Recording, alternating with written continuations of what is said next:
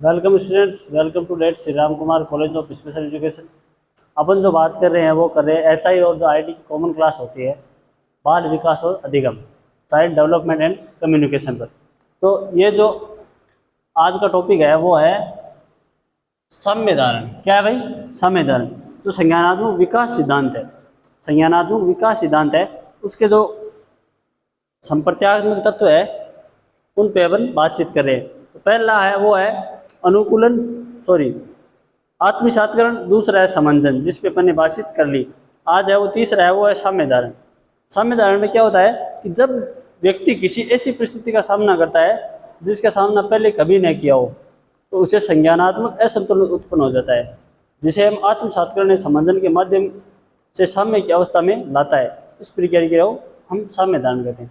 मतलब जैसे कोई व्यक्ति है, वो कोई कार्य करता है या उसे कोई कार्य मिलता है जो उसे आज तक न तो किया है न उसे देखा है। अब उस कार्य को वापिस से सही तरीके से समझना है, वो क्या कहलाता है? साम्यधारण कहलाता है। क्या कहलाता है? साम्यधारण कहलाता है।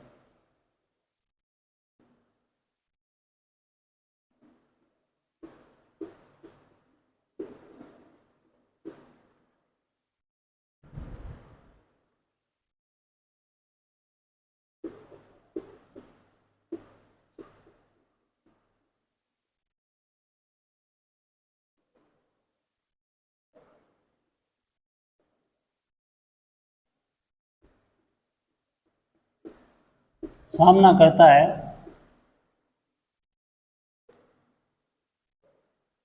जिसका सामना पहले कभी नहीं किया हो।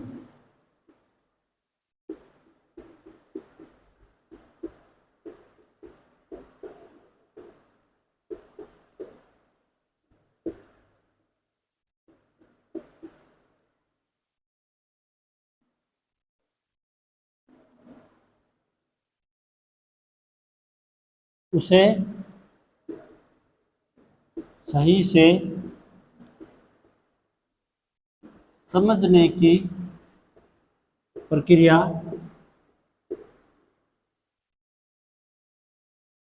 साम्यधारण कहलाती है।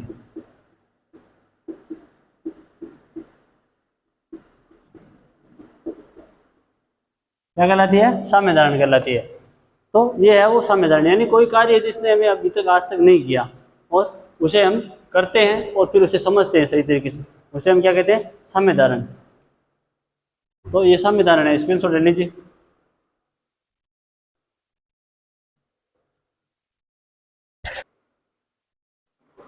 तो ये है वो है साम्यधारण। ठीक है, स्क्रीनशॉट ले लिया इसका। अब आगे बात करते हैं।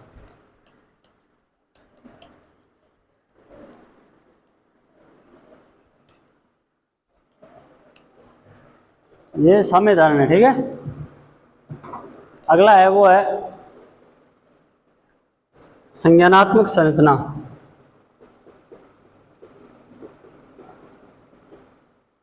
संज्ञानात्मक संरचना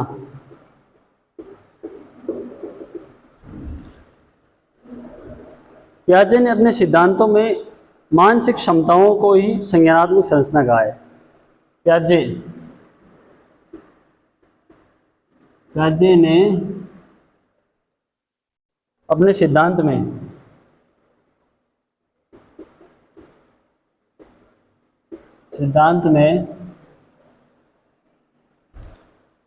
मानसिक क्षमताओं को ही संज्ञानात्मक संरचना कहा है।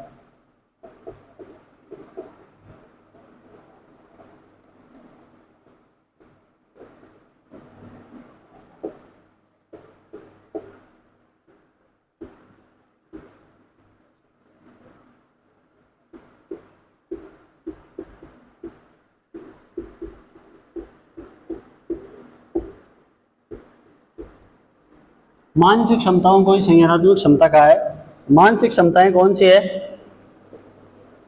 अधिगम, अधिगम, स्मृति,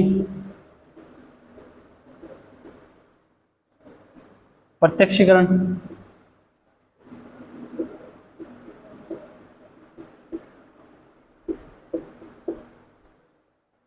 और चिंतन।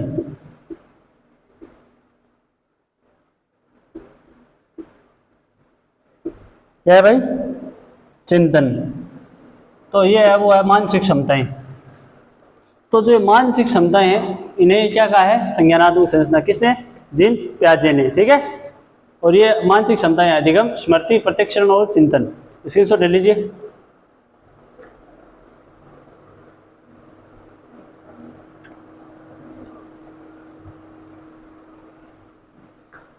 ले लिया?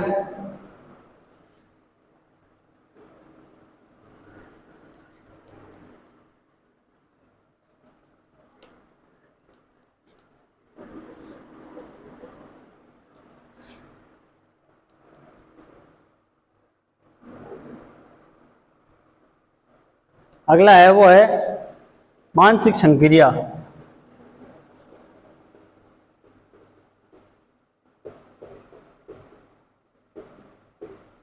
मानसिक संक्रिया।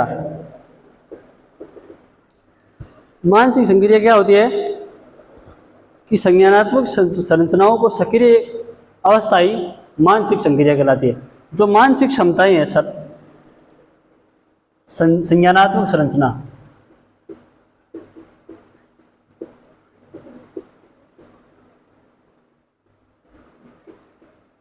संज्ञानात्मक संरचनाओं की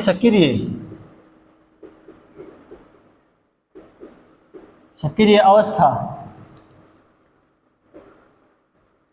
सक्रिय अवस्था क्या कहलाती है? मानसिक संक्रिया।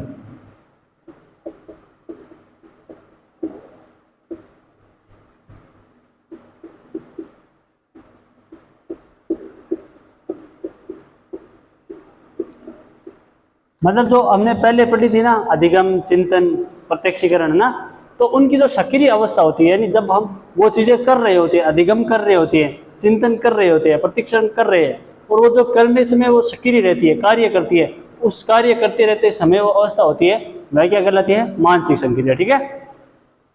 तो ये है मानसिक संक्रिया। अगला है वो है स्कीम्स।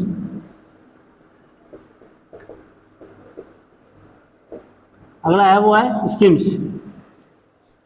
स्कीम्स व्यक्ति को कार्य करने का तरीका है, व्यवहारों का ऐसा संगठित पैटर्न जिसे अपने आसानी से दोहराया जा सके, हम उसे स्कीम्स कहते हैं।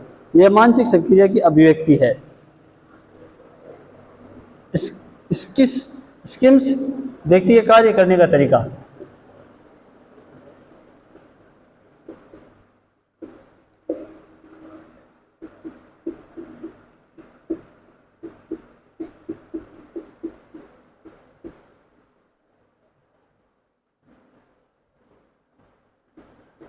व्यक्ति कार्य करने का तरीका है, व्यवहार का एक ऐसा संगठित पैटर्न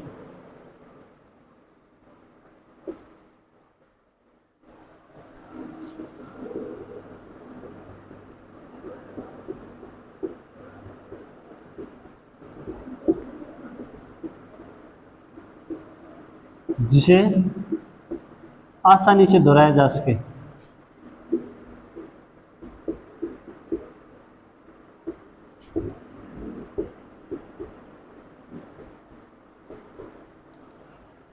उसे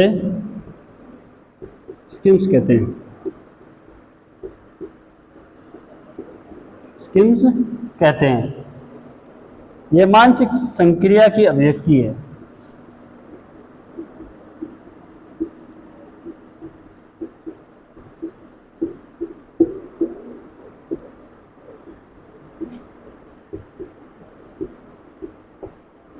अभिव्यक्ति है मतलब जैसे एक व्यक्ति है, उसका कार्य करने का तरीका है, काम करने का तरीका है, वो क्या कहलाता है? स्कीम्स कहलाता है।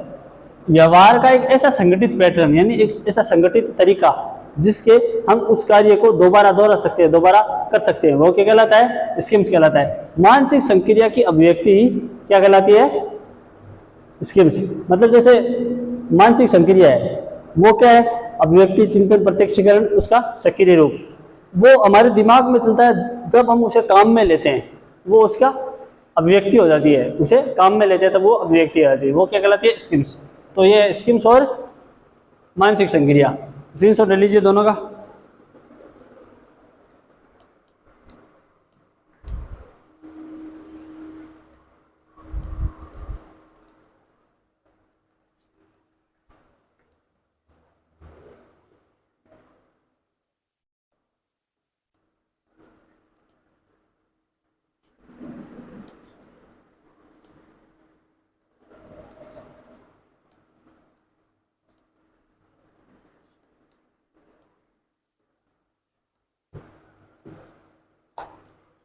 अब अगला है वो है स्कीमा। क्या है? स्कीमा। स्कीमा एक ऐसी मानसिक संरचना है जिसे आसानी से सामान्यकरण किया जा सकता है।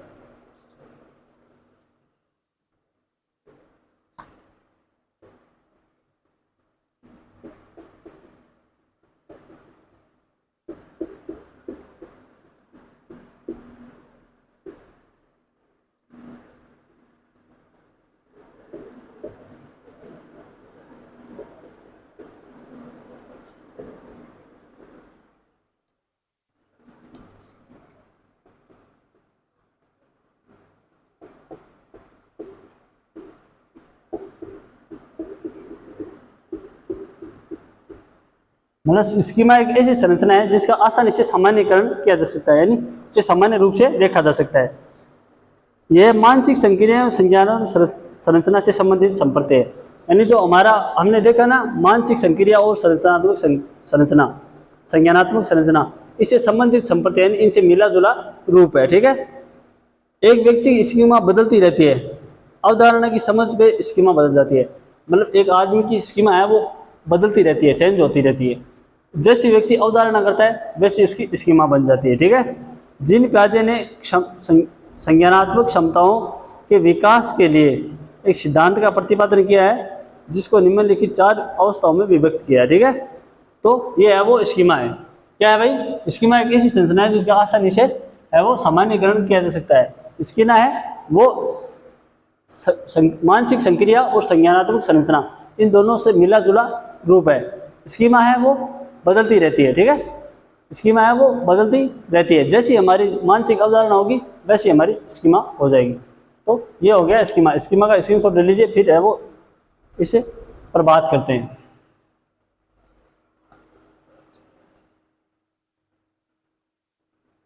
ले लिया?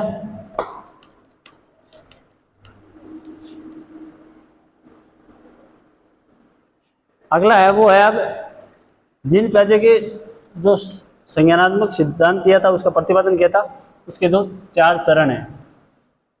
पहला है वो है संवेदीपेशी अवस्था।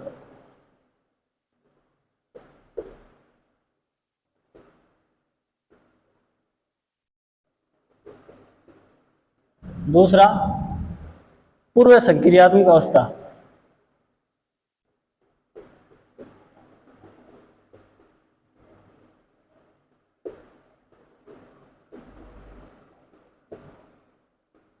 तीसरा मूर्त संक्रियात्मक अवस्था।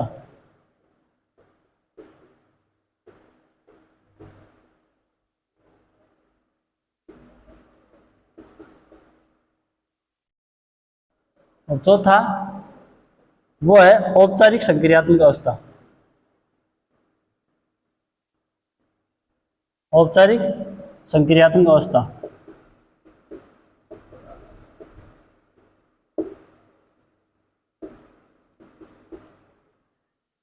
ये 4 अवस्थाएं हैं। ठीक है। किसकी? जो जीन पियाजे ने संज्ञानात्मक सिद्धांत दिया था उसकी 4 अवस्थाएं। स्क्रीनशॉट ले लीजिए इन 4 अवस्थाओं का।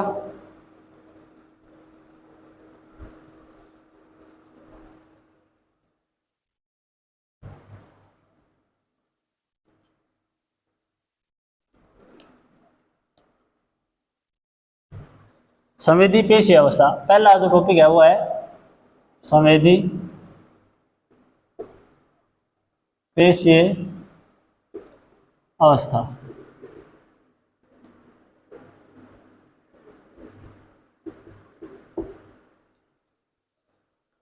यह अवस्था जन्म से लेकर 2 वर्ष तक होती है। अवस्था इसका काल कितना होता है? जन्म से 2 वर्ष। इस अवस्था का काल कितना होता है? जन्म से 2 वर्ष तक। इस अवस्था में बच्चा वातावरण में जानकारियां उनके संवेदी अंग द्वारा प्राप्त होती है। और इस अवस्था में बच्चे को जो वातावरण के बारे में जानकारी होती है वो किसके द्वारा होती है? संवेदीय अंग होते हैं हमारे जो, उनके द्वारा होती है। ठीक है। इस अवस्था में बच्चे वस्तुओं को शारीरिक रूप से गतिमान करने, वस्तुओं को पकड़ने और पहचानने की कोशिश करता है, तब पकड़ में आ जाने पर उन्हें मुंह में डालने की प्रमुखता करता है। बच्चा है वो शारीरिक रूप से वस्तुओं को गतिमान करता है। ठीक है। वस्तुओं को पकड़ने की वस्तुओं को पकड़ने की कोशिश करता है और उनको पहचानने की कोशिश करता है। अगर कोई वस्तु आ गई तो उसे मुंह में डालने की प्रमुखता रखता है। मतलब जैसे हमने देखा है छोटा बच्चा कि उसे कोई भी चीज़ है वो पकड़ा दो हाथ में, उसने हाथ में पकड़ लिया, पहले तो पकड़ेगा फिर उसे मुंह तक ले आएगा, उसे मुंह में लेगा ही लेगा। इस अवस्था में होता है, किसमें? इस अवस्था में बच्चा है वो चीज़ों को पहचानने की कोशिश करता है, उनको पकड़ने की कोशिश करता है, और जैसे ही पकड़ के हाथ में आ जाती है तब उसे मुंह में ले जाता है। इस अवस्था में बच्चों में संज्ञानात्मक विकास न के बराबर होता है, और इस अवस्था में बच्चों में संज्ञानात्मक विकास है वो न के बराबर होता है, मतलब होता ही नहीं है। उन्हें इस बात का आभास ही नहीं रहता है कि क्या उनके लिए खतरनाक है। बच्चे को ये पता ही नहीं होता इस उम्र में कि हमारे लिए कौन सी चीज़ है वो खतरनाक है, जिससे हमें नुकसान हो सकता है। बच्चा यह समझने लगता है कि वस्तु सामने से हट गई पर उसका अस्तित्व है, इसलिए वह उन वस्तु के प्रति अनुक्रिया करने लगता है जो सामने दिखाई न दे रही हो। मतलब बच्चा है उससे वो चीज़ें हैं वो सामने से हटा ली जाती है, परंतु फिर भी वह उसके साथ अनुक्रिया करता है जो उसके सामने नहीं है, फिर भी उसके साथ अनुक्रिया करता है बच्चा।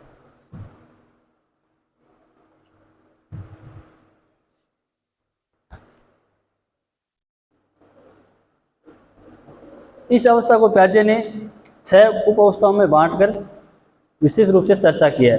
और इस अवस्था को कितने भागों में बांटा है प्याजे ने?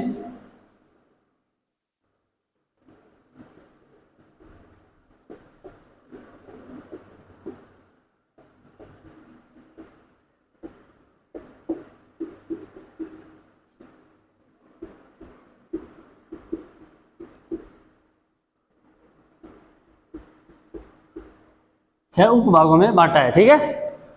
तो ये होगी समेती पेशी अवस्था, है ना। स्क्रीनशॉट ले लीजिए, फिर आगे बात करते हैं।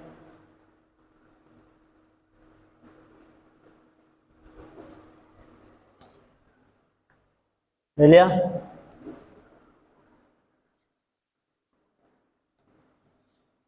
अब है वो है पूर्व संक्रियात्मक अवस्था।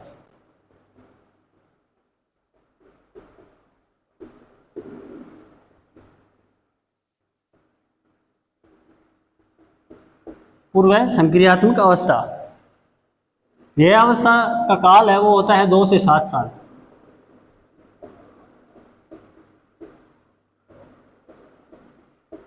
इस अवस्था का काल होता है वो होता है 2 से 7 वर्ष।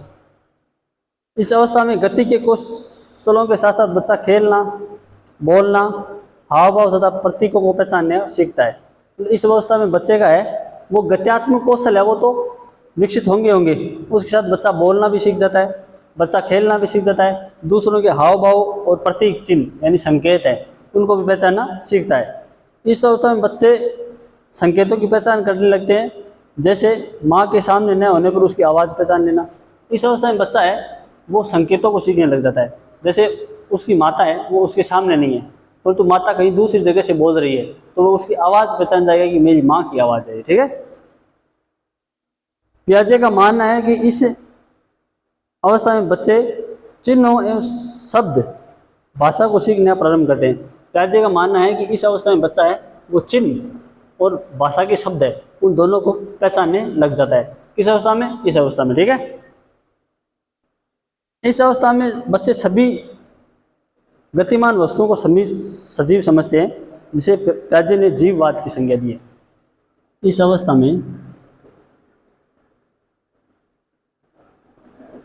में बच्चा सभी चीज़ों को सजीव समझता है,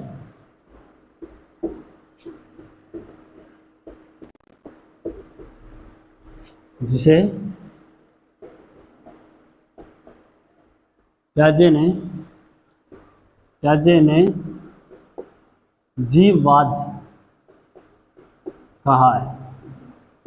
मतलब इस अवस्था में बच्चा है वो हर चीज़ को सजीव समझता है, जैसे ये मार्कर है, ये बोर्ड है, इस सभी को वो सजीव समझता है कि ये सजीव है, इनको चोटें लगती है, इनमें जीव होता है, सजीव मानता है। और इस चीज़ को पियाजे ने क्या कहा है? जीववाद। क्या कहा है? जीववाद का है।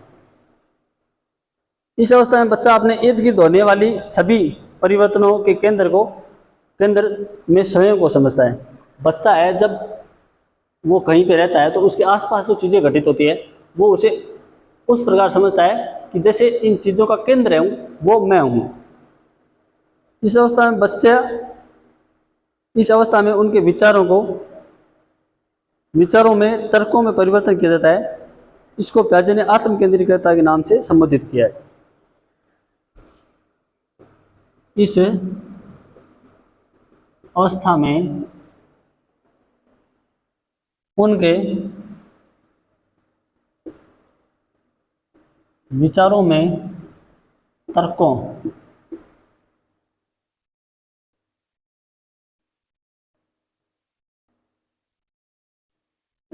परिवर्तन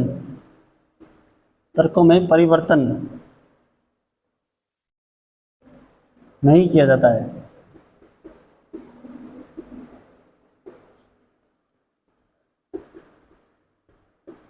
परिवर्तन है वो नहीं किया जाता है। इसको प्याजे ने आत्म केंद्रितता कहा है।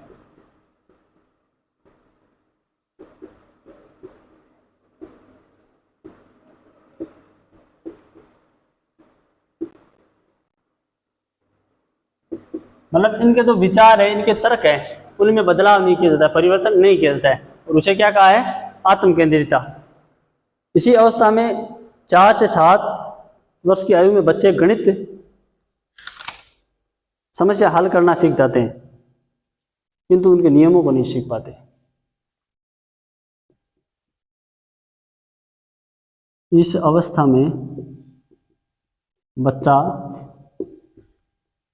4 से 7 वर्ष तक की आयु में गणित हल करना सीख जाता है।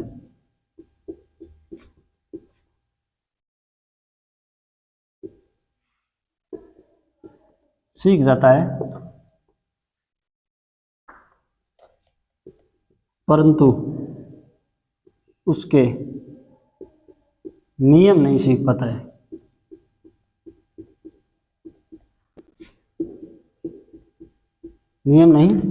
है।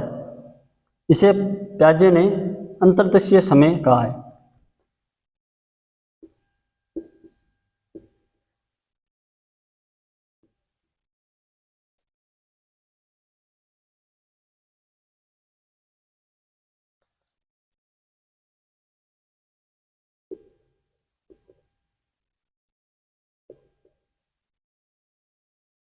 अंतर्दशीय समय कहा है।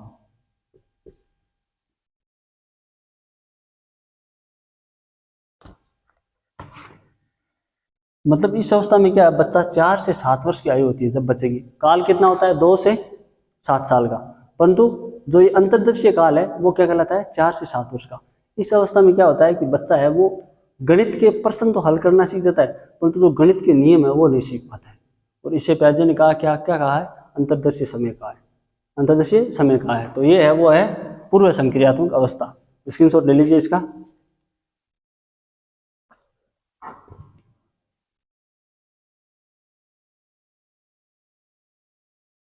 ले लिया?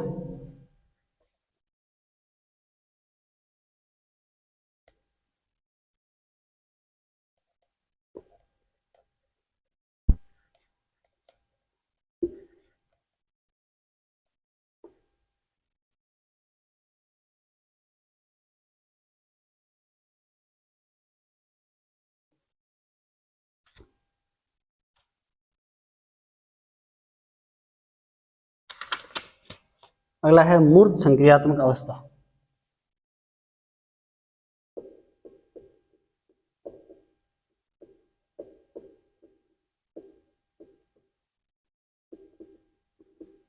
मूर्त संक्रियात्मक अवस्था काल है वो है 7 से 11 वर्ष।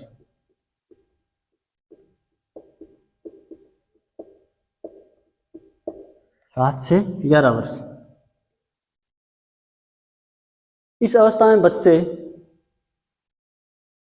ठोस वस्तुओं पर मानसिक क्रिया करके समस्या समाधान करने में सक्षम होते हैं। इस अवस्था में क्या होता है कि बच्चे जो ठोस वस्तुएं होती हैं उनको है वो सही तरीके से उन पर काम करके मानसिक क्रिया करके उनमें जो समस्या समाधान है वो ढूंढ लेते हैं। किंतु वही समस्या यदि उनके शाब्दिक रूप में दिया जाए तो उसका समाधान करने में सक्षम नहीं होते। मतलब उसके सामने जो चीज़ है उसे देख कर उसका समस्या समाधान कर सकते हैं, परंतु उसे ये बताया जाता है कि एक ऐसी चीज़ है, अमूर्त तरीके से बताया जाता है, तो वो उस चीज़ का समाधान नहीं कर पाते। इस अवस्था में बच्चे गणित की समस्या हल करने के साथ साथ उनके नियमों को समझने लगते हैं। इस अवस्था में बच्चे गणित समस्या को हल करने के साथ साथ उसके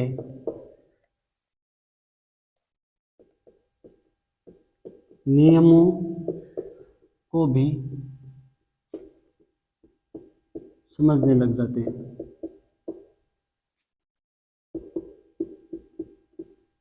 मतलब गणित की पिछली जो अवस्था थी उसमें क्या बच्चा गणित का समस्या तो समाधान कर रहा है परंतु उसके नियम नहीं समझ रहा है, परंतु इसमें है बच्चा है वो समस्या भी समझ रहा है और उसे नियम भी समझ रहा है। ठीक है, इस अवस्था में बच्चे है वो गणित की समस्या के साथ साथ उनके नियमों को समझने लगते हैं। उनमें संरक्षण, संबंध एवं वर्गीकरण की क्षमता का विकास प्रारंभ हो जाता है। इस अवस्था में इनमें संरक्षण, संबंध एवं वर्गीकरण इनकी जो उसका भी विकास है वो विकसित हो जाता है। मतलब वो समझ सकते हैं कि संरक्षण कैसे दिया जाता है, इनके बीच में संबंध कैसा है, इनके बीच में वर्गीकरण किस प्रकार किया गया, उन चीज़ों को बच्चा सही तरीके से समझ पाता है। इस अवस्था में बच्चे तार्किक रूप से चिंतन करना प्रारंभ कर देते हैं। इस अवस्था में बच्चा है वो तार्किक चिंतन करता है, तर्क के साथ चिंतन करता है, ऐसे कल्पनाओं में नहीं जीता है, सही तरीके से अच्छा चिंतन करने लग जाता है। चिंतन में पलटा भी गुण आ जाता है और बच्चा समझने लगता है कि 4 गुणा 4 है तो 16 भाग 4 होगा। मतलब जैसे इसमें बच्चा है वो तार्किक चिंतन करने लगता है, जैसे वह यह समझने लग जाता है कि 4 गुणा 4 बराबर 16 है। तो अब वह वर्गीकरण करना सीख जाता है, चिंतन करना सीख जाता है। उसे पता चल जाता है कि जैसे 4 गुणा 4 हुआ है तो 16 हुआ है, तो 16 भाग 4 बराबर 4। यह बच्चा है वो सीख जाता है कि 16 भाग 4 4 ही होगा। ठीक है, तो इस प्रकार है वो बच्चा तार्किक चिंतन करने लग जाता है। आप यहाँ लिख लें, इस अवस्था में बच्चा तार्किक चिंतन करने लग जाता है। तो ये है वो हो गई मूर्त संक्रियात्मक अवस्था। क्या है भाई? मूर्त संक्रियात्मक अवस्था। इस अवस्था में बच्चा है वो गणित की समस्याओं को हल तो कर लेता है परंतु उसके साथ साथ वह नियम भी सीख जाता है। पहले की अवस्था पढ़ी थी हमने, उसमें बच्चा गणित की समस्या हल कर रहा है परंतु उसके नियम नहीं समझ रहा है। इसमें बच्चा नियम भी समझ रहा है और हल भी कर रहा है, और उसे इस अवस्था में बच्चा तार्किक चिंतन करने लगता है, तर्क सही चिंतन, अच्छा चिंतन उसे पता चल जाता है, वर्गीकरण करना समझ जाता है, संबंध करना समझ जाता है। ठीक है, और अगला है वो उसे पता चल जाता है जैसे 4 गुणा 4 बराबर 16 है तो 16 बटा 4 बराबर 4 होगा। ठीक है, तो इस बच्चे में तार्किक चिंतन, ये है वो मूर्त संक्रियात्मक अवस्था है। स्क्रीनशॉट ले लीजिए इसका भी।